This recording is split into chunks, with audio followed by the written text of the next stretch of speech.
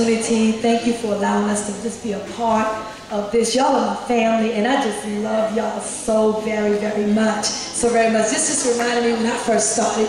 Amen. It just took me way back. But I just want to announce that you just keep on keeping on, because June we'll be celebrating our 10th year at Shepherd Outreach Ministry. And I invite you, we'll be doing a week of celebration. On that Monday night, we'll be Rock Hill AME Church, my home church. Will be Reverend Morris will be the speaker. Tuesday night will be Elder Darren Clinton.